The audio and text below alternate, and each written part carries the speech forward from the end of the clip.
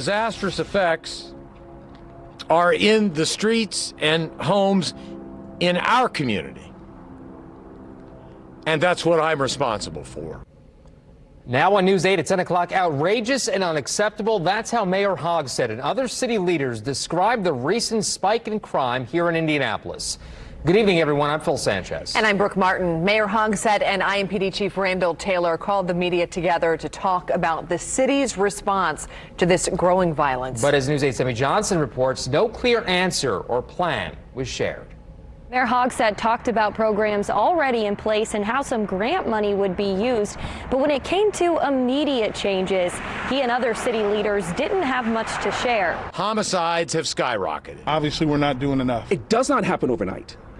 We need to be realistic about that. It does not happen overnight. City leaders acknowledging Indianapolis has serious problems with crime. Mayor Joe Hogsett even accepting partial responsibility. I want to make it absolutely clear. The buck stops ultimately in terms of accountability with the mayor. A plan to combat the spike in crime was never laid out. The mayor and City County Council President Bob Ossoly both say community groups and outreach programs are a step in the right direction. But Ossoly points to poverty and systemic issues, which he says are decades old, as being major factors. I think the question does need to come back to how did we get here and what are we going to do about it now that we know that we're here?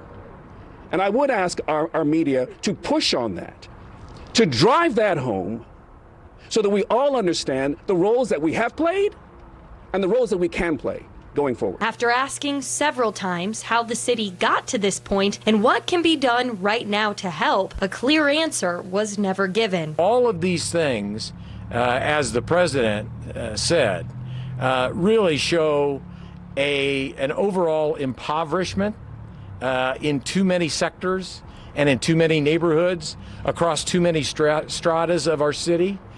And unless and until we as a community begin to make progress in the areas of poverty, I think you're going to continue to see challenge. Chief Randall Taylor agreed partnerships are important, but says murders have become so random they can't be all the city relies on. It's easier to identify people that have shown a historic propensity for violence, for being involved in the drug game, for doing whatever they're doing that we know is violent. But when you have persons that are committing murders because of a parking space or social media post, just a disagreement, then we've got problems. Mayor Hogsett did bring up the city's recently approved 2021 budget.